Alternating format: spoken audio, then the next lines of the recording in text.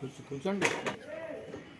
సంజయ్ నీలిమ అక్కగారి యొక్క గృహంలో కృతజ్ఞత కూడిక కార్యక్రమాన్ని నిర్వహించుకోవడం జరిగింది. ఎందుకంటే gratitude is more important to everything. అంటే ఒక వ్యక్తి ఏదైనా లాభపడినప్పుడు అది దేవునికి కానీ లేకపోతే సొసైటీలో చేసినటువంటి వ్యక్తులకు కానీ కృతజ్ఞత తెలుపుకోవడం చాలా చాలా important. It is motivational to the other persons. ఇటువంటి తరుణంలో అసలు ఉద్యమాన్ని మేము చాలా భీకరంగా చేసాం. అంటే నేను నా వెనకాల కూడా ఎవరు లేరు, వాళ్ళు జాయిన్ అవ్వడానికి అందరూ వచ్చారు కానీ ఎవరు లేరు. ఏ ఉపాధ్యాయ సంఘం కూడా మాకు సహకరించలేదు. సహకరించుంటుంటే మేము ముందే ఉద్యోగాలు ఉందామమ్మా. 2008 2010 రిక్రూట్మెంట్ ఆగిపోయింది. ఆగిన దగ్గర నుంచి 25 years అనుకున్నాం. ఇప్పుడు 37 వస్తాయి. అంటే ఈ ఉద్యోగాలు రావడానికి అప్పట్లో నేను చిన్నవాడిని కూడా అవ్వడానికి కూడా ఒక అడ్వాంటేజ్ అనుకోవాలి. నేనే ఎప్పుడు 35 ఉంటే ఇప్పటికి 45 అయిపోతుంది, నువ్వు తిరగకపోదు. ఇలాగా భీకరమైన పోరాటం రాజశేఖర రెడ్డి గారు చనిపోయిన తర్వాత అసలు యాక్చువల్గా అంటే నేను బాధ కాదు, వాస్తవం చెప్పాలంటే మాకు జరిగింది రాజశేఖర రెడ్డి గారి దగ్గరే అన్యాయం జరిగింది. అంటే ఇవాళ జగన్మోహన్ రెడ్డి ఉద్యోగాలు ఇచ్చేయడని కాదు, గాయం అప్పుడుదే ఇంకో ఈ రోజుకు మానాలి. ఇది కూడా ఏంటంటే అంటే మనం చెప్పడం కాదు. నేను ఆ రోజు కూడా జగన్మోహన్ రెడ్డి దగ్గర మీ నాన్నగారు ఇచ్చిన రిక్రూట్మెంట్లో మాకు అన్యాయం జరిగిందని చెప్పాను డైరెక్ట్గా. 2 times ఒకే వారంలో. ఇది గవర్నమెంట్ చేయడం అనేటువంటిది ఏంటంటే తప్పించుకోవడానికి లేకుండా చేసాం మేము. గవర్నమెంట్ ఫైలు సీఎం ఇన్బాక్స్లోకి వెళ్ళిపోయింది. వైఎస్ జగన్మోహన్ రెడ్డి ఇన్బాక్స్ అని ఉందన్నమాట మా ఫైల్ వెళ్ళిపోయి. ఇప్పుడు ఆయన ఇంకా ఫైలు కంపల్సరీ చేసి పంపించాలి. ఆయన ఇన్బాక్స్లోకి వెళ్ళిపోయిన తర్వాత వెనక్కి మళ్ళీ కొట్టడం లేదు. ముందు నీలం సాహని గారు ఉండేవారు సిఎస్, ఆవిడ దగ్గరికి వెళ్ళినప్పుడు ఇది వెనక్కి కొట్టేసింది. ఆవిడ రిజెక్ట్ అని కాకుండా మళ్ళీ దీన్ని ఒకసారి పరిశీలించమని పంపించింది ఆవిడ. అది సాఫ్ట్ కాపీలోనే ఇది ఇలా పంపించింది ఏంటి, మొత్తం అంతా ఫైల్ అంతా పర్ఫెక్ట్గా చేసుకోవచ్చు. ఎక్కడి నుంచి అంటే ఇది తెలుగుదేశం గవర్నమెంట్లో గంటా శ్రీనివాసరావు గారి దగ్గర నుంచి కూడా స్టార్ట్ అయింది. దీని మీద ఆయన్ని నేను ఆంధ్ర యూనివర్సిటీలో దీనికోసం బిఎల్ చేశాను, తర్వాత ఎంఎల్ చేశాను. మా క్యాంపస్కి దగ్గర ఆయన ఇల్లు ఎంఈపీ కాలనీ. పొద్దున్న లేకపోతే నేను 6 గంటలకి ఆయన ఇంటికాడ ఉండవన్నమాట. ఎవరు వచ్చినా రాకపోయినా 6 నుంచి ఈవినింగ్ 6, 7, 8, 9 వరకు కూడా ఆయన దగ్గర ఉండేవాడు.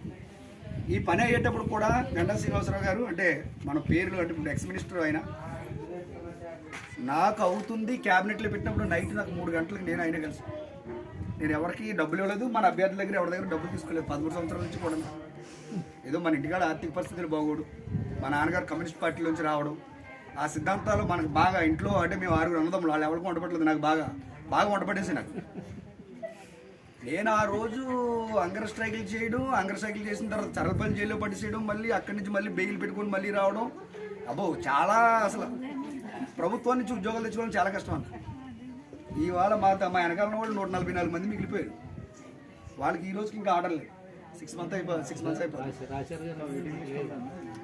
వాళ్ళు ఏంటంటే బిల్లింగ్ ఇచ్చి ఆ రోజు జాయిన్ అవ్వలేదు. వాళ్ళు ఆ రోజు ఏం చేశారంటే వాళ్ళు ఏదో ఊర్లో ఉండి ఢిల్లీలో ఉండి లేకపోతే ఇంకో దిక్కు రాలేదు. మళ్ళీ వాళ్ళ గురించి మళ్ళీ పెడితే చిన్నవీరభద్ర గారు ఈలోగా మారిపోయి ఎలా ఉంటుంది అనుకుంటారండి వ్యవస్థ. ఒకటి పని చేస్తాడు, అక్కడ దాకా తీసుకొస్తాడు, వాడు మారిపోతాడు. మళ్ళీ రెడ్డి వచ్చాడు మొదలెట్టాల. నేను స్వయంగా ఏంటంటే గ్రౌండ్ లెవెల్ నుంచి పై వరకు చూశాను మొత్తం దాన్ని. ఇలాగా అనేకమైనటువంటి కష్టాలు, ఒక కష్టం కాదు. ఎక్కడే మనం ఒక ట్రైన్ ఎక్కడం సామర్లకోటలో నాది కాకినాడ అచ్చిపేట నుంచి సెంట్రల్ లారీకేసి వచ్చేసి అక్కడ ఎక్కిపోండి. అక్కడి నుంచి నేను మళ్ళీ ఎక్కడికి సెక్రటరీకి, అక్కడి నుంచి మళ్ళీ హైదరాబాద్, ఢిల్లీ కూడా వెళ్ళాం. దీని మీద సుప్రీంకోర్టులో మాకు జరిగిన అన్యాయం అంటే ఇది 100% అన్యాయం. కానీ ఏ ఉపాధ్యాయ సంఘం ఆ రోజు ఖండించలేదు. 4.5 మార్కులు వచ్చిన ఉద్యోగులు ఇచ్చారు ప్రభుత్వం. 4.5 దుర్గం పండారి, 7 మార్కులు వచ్చిన భవానీ, ఇవాళ హెచ్ఎంఎల్ మాకు. మా అభ్యర్థులందరూ కూడా వెళ్ళి పనిచేస్తుంటే ఎంఈఓ పంపినటువంటి సర్క్యులర్లో హెచ్ఎంఎల్ చెప్పలేకపోతే మేము చేస్తున్నాం. ఇప్పుడు అంటే ఉద్యోగాలు ఇచ్చారని బాధ కాదు మాకు. అంటే వన్స్ ఒకసారి నువ్వు నోటిఫికేషన్ విడుదల చేసిన తర్వాత నువ్వు బైండ్ ఎవరై ఉండాలి దానికి. ఇగో వీళ్ళు క్రియేట్ చేసి ఇటువంటి సమస్యలే. మాకు ఎవడైతే అన్యాయం చేశారో అందరూ కూడా చనిపోయారండి. ఇప్పుడు నిన్న జేడి సత్యనారాయణ రెడ్డి కూడా చనిపోయాడు. నేను స్టేటస్లో పెట్టాను.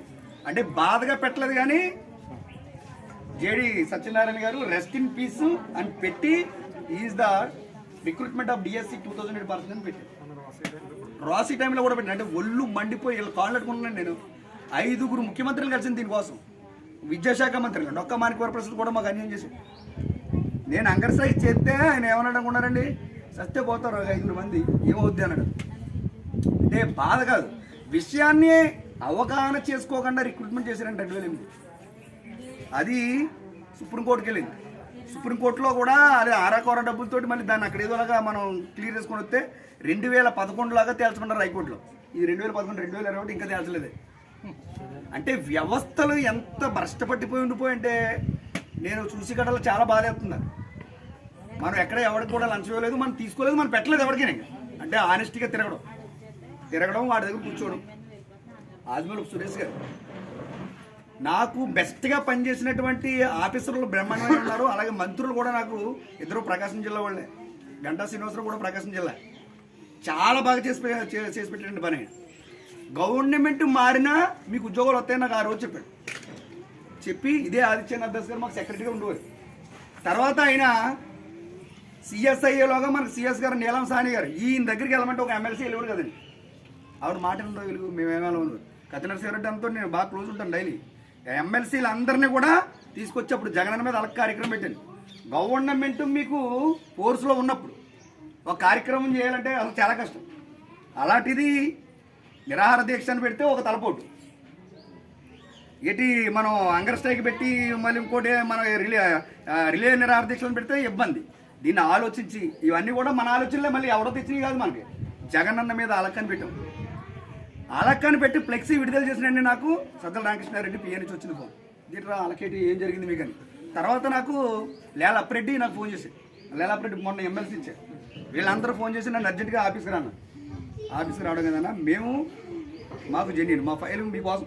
అప్పటికే నేను 100 కొలది రిప్రజెంటేషన్ ఇచ్చున్నాను. వాళ్ళకి కూడా 2 సంవత్సరాలు అయిపోయింది కదండి. వీళ్ళు ప్రతి ఒక్కరి దగ్గర నాది ఇంత రిప్రజెంటేషన్ కట్ ఉంటుంది అన్నమాట. ఎవరు తప్పించుకోలేదు. మీరే తేల్చకపోతే మంత్రి అన్నాడు. నేను రాలేను నేను రాలేను. నేను ఇప్పుడు చేయలేని పరిస్థితిలో కూడా నేను రాలేను. నేను జేడి రవీంద్రనాథ్ రెడ్డి గారిని పంపిస్తాను మీరు విరమించండి అని చెప్పి. సరే మనం ఇప్పుడు ఎలా ఉండాలి ఉద్యమానికి కొద్దిగా మనం అప్పుడు ఎలాగే లేపేస్తాం. మరి కొన్ని రోజులు అయిన తర్వాత మనం లేపేయాలి. మన వాళ్ళు ఉండరు కదా. ఇలా వచ్చిన వాళ్ళంతా కూడా మా వాళ్ళు ఏంటంటే రబ్బర్ స్టాంప్ టైపు, తుమ్మితే ఊడిపోయిన ముక్కు టైపు. ఒక రోజు వచ్చామా, అది కూడా ఏంటంటే వెలుగు జ్యోతి కమిట్మెంట్గా పనిచేస్తున్నాం కదా. నువ్వు వచ్చి అక్కడికి జస్ట్ చూసి వెళ్ళిపోయేవారు అంతే. మీరు వచ్చేవారు, మీరా మొత్తం ఎవరో మొత్తం ప్రజెంటేషన్ ఉండేవారు అనుకుంటాను. ఇలాగా జరిగినటువంటి తరుణంలో మొత్తానికి మంత్రి రవీంద్రనాథ్ రెడ్డి ఇరికించాం. మొత్తంగా ఆయన వచ్చి మన అంగర్స్ట్రైక్ దగ్గరకు వచ్చి విరమింపు చేసి వెలుగు అయిపోద్దని చెప్పి ఇంకంతే. ఫైలు ఈలోగా మనకి దాస్తారు సిఎస్ అయిపోయాడు. నాకు దాస్తారు పెట్టిన మెసేజ్ ఇవాళ కూడా నాకు హ్యాపీ పొంగల్ వెలుగని పెట్టిండు. నాకు శనివారభద్రుడు కూడా హ్యాపీ పొంగల్ అని పెట్టాడు. మన బిడిత రాజశేఖర్ సార్ అయితే అసలు పర్ఫెక్ట్ ఉంటుంది. నాకు ఈ మధ్యకాలంలో శాలరీ రావడానికి కారణం ఆయన. నేను డైరెక్ట్గా ఫోన్ చేస్తాను. ఎక్కడ ఏ మండలం మిగిలిపోయింది వెలుగు అని చెప్తే మొత్తం అంతా సార్ట్అవుట్ చేసి పంపించుకోండి లిస్టులు అంటారు.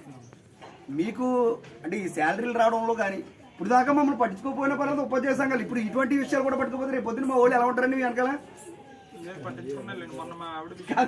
చెప్తాను నేను అంటే నేను అన్నాను కాదు.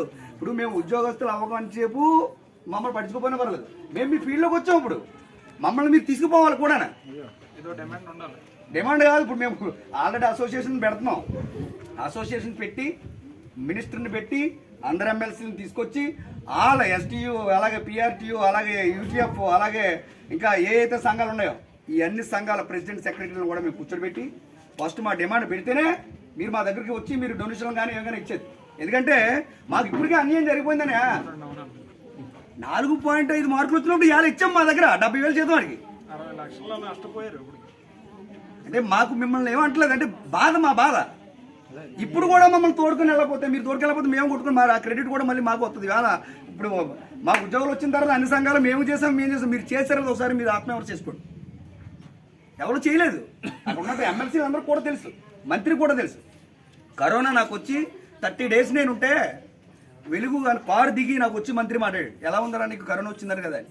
అవునన్నా వచ్చిందని. మర్నాడు మళ్ళీ ఆయనకు వచ్చింది పాపం. నన్ను అడిగిన తర్వాత మర్నాడు నీ పని నేను ఎట్టి పరిస్థితుల్లో చేసి పెడతా అని చెప్పి హైదరాబాద్ వెళ్ళిపోయి ఫైల్ పంపించేసి నాకు మెసేజ్ పెట్టాడు.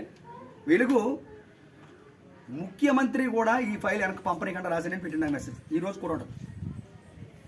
ఇలాగా అంటే అంత పకడ్బందీగా వర్కౌట్ చేసుకుపోయామాట. ఎమ్మెల్సీకి డైలీ మెసేజ్ పోయేది 1 గంట పెట్టుకోండి డైలీ. ఇంకా అలాగే ఐఏఎస్లకి అంటే నాకు ఇక ఉద్యోగం లేదు, జీవితం చూస్తూ అయిపోయింది, ఇక మళ్ళీ ఏం పీకుతారు ఎవడైనా నేను అలా తయారైపోయాను. ఇంకా అస్సలు భయపడేవాడిని కాదు. ఇంకా మెసేజ్లు పెట్టడం చేయడం మొత్తం అందరినీ కూడా ఒక స్థాయికి తీసుకొస్తాం. మొత్తం తీసుకొచ్చే బతికి ఆదిత్యనాథ్ గారు ఫైల్ అయిపోయింది, వెలుగు మీకు ఉద్యోగాలు ఇస్తున్నాం అని చెప్పి అసలు ఈ బేసిక్ పే కూడా పెట్టడానికి కారణం అంటే సంజయ్ రాణి గారు. ఈవిడ 21,000 15,000 పెట్టారని ముందు మాకు 14,000 పెట్టాను. ముందు 14,000 పెడితే నేను మళ్ళీ నాకు మినిస్టర్ ఫోన్ చేశాడు, గంటా శ్రీనివాసరావు ఫోన్ చేసి ఎంత పెట్టమంటే అన్న కాస్ట్ ఆఫ్ లివింగ్ చాలా ఎక్కువ ఉంది, మేము ఆల్రెడీ ఇప్పటికి 13 సంవత్సరాలు 15 సంవత్సరాలు మేము లాస్ అయిపోయాం, మీరు 30,000 కంపల్సరీగా పెట్టాలని మాకు బేసిక్ అని పెడితే అప్పుడు 26,000 అడిగిన తర్వాత మళ్ళీ అది మీకు అది కూడా ఆడియో రికార్డ్ వస్తుంటుంది. తర్వాత 21